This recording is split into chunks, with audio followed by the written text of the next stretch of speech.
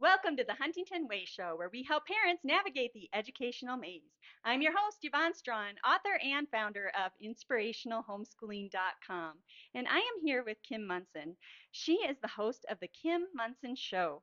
She looks at the battle of ideas and dissects issues using the litmus test of freedom versus force, or force versus freedom. Her show airs on KLZ 560 AM and 100.7 FM across the Front Range. You're listening on Power Talk 1040 AM, 98.5 FM, and 95.7 FM. Please like and subscribe to Power Talk 1040 on YouTube. Welcome to the show, Kim. It's great to be here. Thank you. Thank you. I think we're going to have a great conversation because we are going to be talking about tax dollars and proficiency in education. So there are a lot of tax dollars going toward our kids' education. Do you think that this is helping? Well, that's a great question. You and I were talking about proficiency levels as we were preparing for this segment. And the idea that I think you came up with in Colorado, only 39% of third graders are proficient in reading. I think we need our money back, is what I think, because that is dismal results. And we certainly need to rethink this whole funding on public education because we're not getting what we want to have accomplished. Yeah, and I think what many parents want accomplished is to be able to prepare their children for the future because we're not going to be around to be fulfilling jobs such as service jobs, doctors, lawyers. Some of these jobs are so incredibly important, and our kids need to be educated and they need to have good critical thinking. They really do. My father grew up in Western Kansas and went to a little two-room schoolhouse. Hmm. And he did not go to college, but he was a very creative man. Um, was an inventor, great farmer, all kinds of things like that. But so interesting, Yvonne, is he would, as I was a child driving around with him, he would actually quote Shakespeare to me. So in just that little schoolhouse, he learned all those things. It's amazing. Yeah. And so in a little schoolhouse, typically they have children of all different ages learning Exactly. together. And that's what we do when we homeschool. We are working with our kids who we love more than anybody in the world. Yeah, So we're going to do whatever we can to help them. But we work with many different ages. right. We're a one room schoolhouse. Exactly, exactly. Now, he did end up in high school. He did go to the public school there, but again, he just had all of these basic things that are needed, and reading is so important. If kids can't read by the third grade, it really will be difficult to set themselves up for success in the future. And so when we look at these kinds of numbers here in Colorado, with the millions of dollars that we spend on public education, it's really unconscionable that we're getting these results. Yeah, absolutely. I mean, we're looking at over $10,000 per student is what is being funded into these public schools. Well, let's think about that then. So, what's the average class size? I mean, a small class would be 20, right? So, if in fact, let's say it's 25, $10,000 a student, that's $250,000. For $250,000, I think I could help those kids learn how to read and write. Yeah, absolutely. That is a very good point there. So we fast forward, we have kids that already don't know how to read very well, or many of them know how to Hmm. read by the third grade. And so what are we doing with our kids as far as graduation? It seems to me that everything is being rolled back. Relaxing standards is not setting people up for success. And I think it's almost an insult to um, kind of the American idea of striving for excellence, being the best that you can be, working hard. Those are the things, Yvonne, that we need to be teaching our kids instead of rolling back the standards, because in doing so, we're just dumbing our kids down, dumbing our society down, and that's not going to bode well for our future. Oh, I absolutely agree. I mean, I look at the graduation guidelines. This all changed in 2023. So there's many school districts that actually don't even have um, the credits listed and the classes listed. In fact, they can do projects, Hmm. take their SAT. There's several different things that they can do to really reach towards graduation. Well, and uh, I wanted to just mention one other thing because you're so involved with homeschooling and what we're seeing. I mean, many times the top spellers in the spelling bee, they're homeschooled. These kids that are tops in these different subjects are typically homeschooled. And you also alluded, I think, in the other interview that we did, that mothers may only have an hour with their kids, fathers only 29 minutes a day. And in some ways, that's by design. I mean, people are just trying to keep it together, take care of their families and all. But I think that parents, even if they are relying on public education, again, they need to be involved in what's happening in the classroom. If it's not transparent, I think they need to be looking at some other alternatives for schooling. But also, parents do need to be involved in education as well. They can't just leave it up to someone else. There's a responsibility of parents being involved in their children's education. Yes, we should never abdicate our No, responsibility to others. no, And really, when we're doing that, we're giving our kids to complete strangers right. who don't care for them as much as we do. And it's a job. I mean, there are wonderful teachers out there that love these There kids are. and they really want to pour into them. But at the end of the day, they're still coming home to us and we still pour into them and want to pour into them more. We're so invested. We love these kids. They are a blessing. They are a blessing. Absolutely. And we need to remember that. And we have a responsibility uh, for what we're teaching our children. And I mean, really, as people that may not have children in school, I've got to think if they're paying taxes into public education, they too would demand that we have better results than just 39% of our third graders being proficient in reading. Yeah, absolutely. Now, you mentioned that parents really need to get involved Yes, in schools. So, absolutely. what are some of the ways that they can get involved? I think this is an incredible thing. I mean, parents really do. Taxpayers need to, even if they're not a parent, even if they don't have their kid in the Absolutely. school, because these kids are our future. Yes. So certainly being involved, watching what's happening at the school board level, but also with your neighborhood schools. I think going in, talking to the principal, asking what the curriculum looks like, being able to volunteer with in your children's classroom. All those things are very important. I was in a meeting the other day, Yvonne, where someone said that they had wanted to go and volunteer in the neighborhood school and they were told they couldn't. And that's Mm, a big red flag. that sure is. I think that the deal is these schools need to be transparent with these parents. If parents don't know what's going on, how are we able to even help our kids? Right. Absolutely.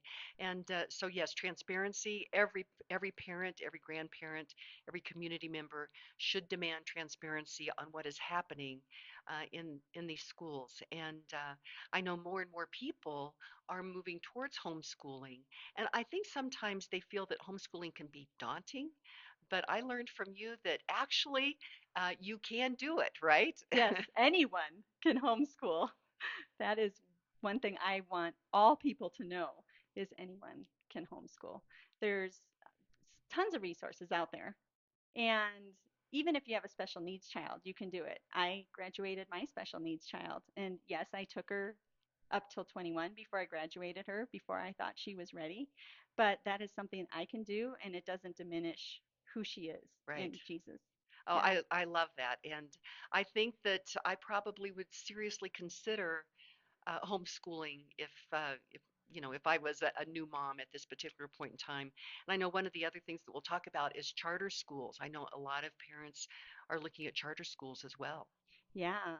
So we will be talking about charter schools and more of the government funding when we come back. Let's take a break.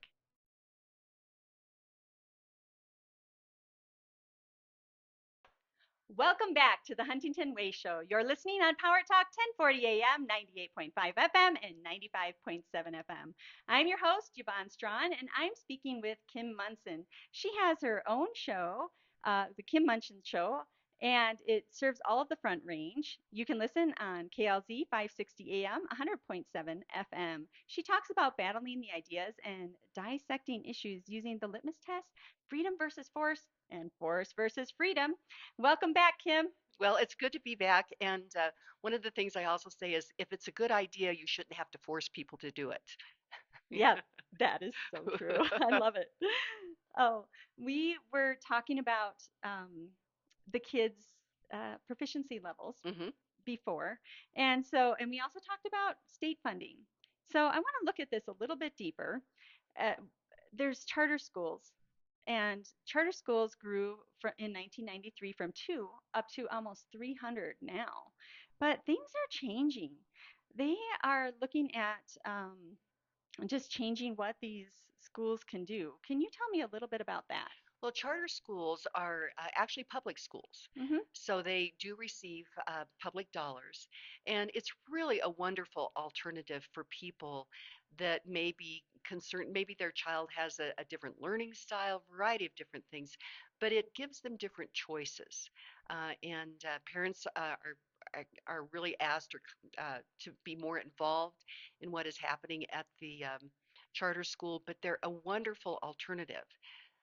But the problem is when there are public funds uh, used, then what we start to see is force, and force maybe on curriculum or different regulations. I mean, there's even talk that down at the State House that there are types of bills that might put charter schools basically out of business, just kind of death by a thousand cuts. And I'm very concerned about that, Yvonne.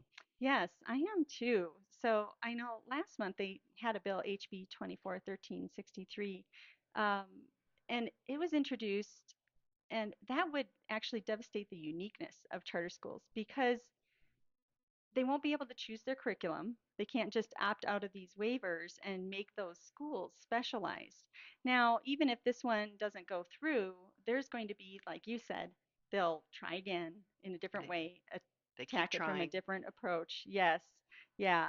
So, really, what's going to happen is those charter schools, instead of being able to be unique, they would have to follow all the same state standards and regulations and use the same curriculum and the school schedule and the same teacher requirements as the public schools, which we have already Hmm. established isn't working when you're looking at Hmm. 39% proficiency Exactly. for reading and then lowering the Hmm. graduation standards, even the SATs to 970. I mean, that's so low. Not even, I mean, anybody who goes to the community college has to probably take remedial classes just to get up to Hmm. par so they can take regular classes toward their degree. uh, uh, Again, lowering standards does not do anybody any favors. And it sends this message, I think, to kids that they're not capable. We need to be challenging them to be the very best that they can be and make sure that they have the tools, reading, writing, arithmetic, so that they can go after their hopes and dreams. One thing, and we haven't really talked about it, but I served on city council for 4 years, 2012 to 2016, and I was very uncomfortable with, I call them PBIs, politicians, bureaucrats, and interested parties, that started looking at public education as educating the workforce. Mm. And I don't think that that's the proper role of public education to, and I was concerned it might start to pigeonhole kids into different professions. They need to have the tools that they can go after their hopes and dreams. And so I was very concerned about that, Yvonne. Yeah, if we look at John Dewey and Horace Mann, like kind of the father of public education, and if you really look up some of their biographies and their work, you will see that that was really what they wanted in the first place was Yes. to create a community where everybody kind of cohesively just fits together in the way that they want it to Hmm. be, not thinking for themselves, less critical thinking, just kind of following what the government wants Hmm. them to do. And so I feel like when you have the funds, then follows the government regulations, Right. and we're really just handing over the future. And that's really not okay.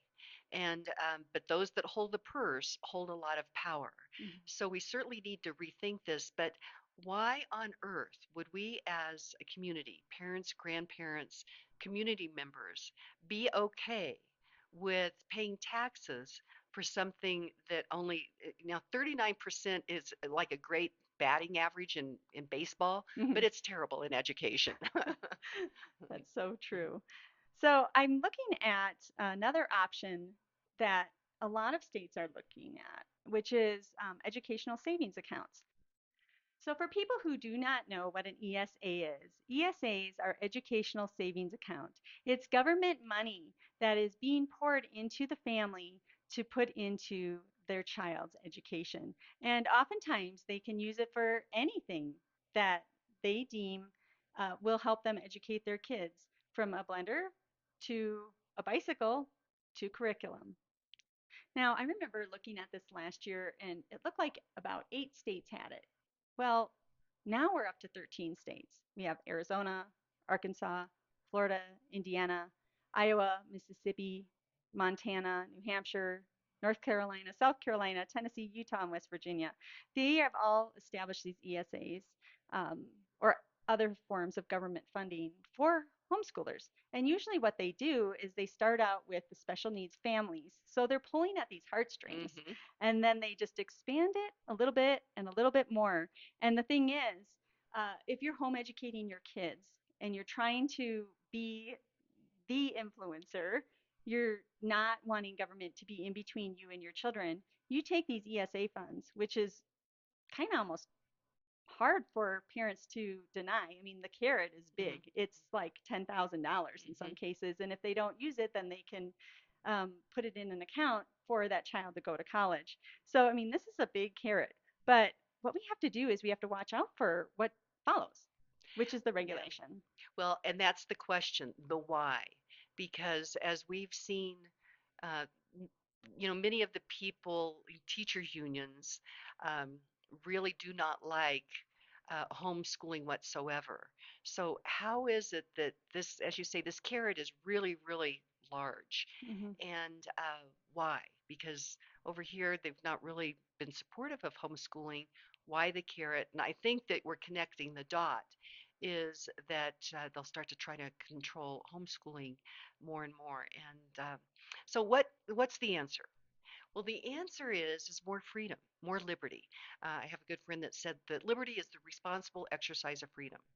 And so, what is the answer? Is more liberty, less taxes. So, less taxes, so families are not squeezed so much. And again, government policy, inflation is government induced. So, getting all these things under control so that everyday people have more control over their own lives. They can make their own choices versus government coming in, dangling carrots, and then coming in using force to push forward an agenda that parents may not agree with. Yeah, absolutely. And as they're doing this, it really isn't money that's free to us. As we're taking this carrot, it's redistribution of the wealth. So you're paying the taxes and then redistributing it to people who don't want to work or Hmm. whatever it is. Hmm. And you're also really um, taking away uh, the drive for somebody to want to do something more Right, because they can't make more money at it anyway. So right. why put the effort toward, being a doctor and serving in that way when you can just maybe stay at home and get all these funds and do it easier? Well, the thing about it, that's unsustainable. That it's Exactly. not sustainable. And taking from one person, I had a quote from Thomas Sowell that I used the other day on the show.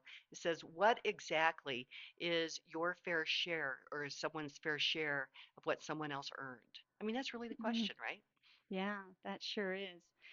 Boy, I just think that as we put this government funds into anything, you're going to have regulation. So this is something that we really need to think about, especially as we look at what we're utilizing for our kids. I mean, if we're utilizing these government funds, even if it's an enrichment program, we're literally showing those legislators, hey, you know, I can't do it myself. I need your help. And your funds are great too. Thank you very Hmm. much. And We're not even thinking in the Yeah. long term. Yeah. Lowering taxes across the board for everyone is the very fair and equitable thing to do. I agree. Thank you so much, Kim. Can you just share how people can find you? Sure. My website is Kim Monson. That's MONSON.com. So it's KimMonson.com. All of our show recaps are there, as well as all of our essays. So just check that out. And thank you so much for having me. Yeah, thank you for being here. I want to also thank our sponsors, the Huntington Learning Center and Inspirational Homeschooling, for bringing the show to you. This is Yvonne Strachan, today's host on the Huntington Way Show, where we support you in educating your kids. Thank you for joining us.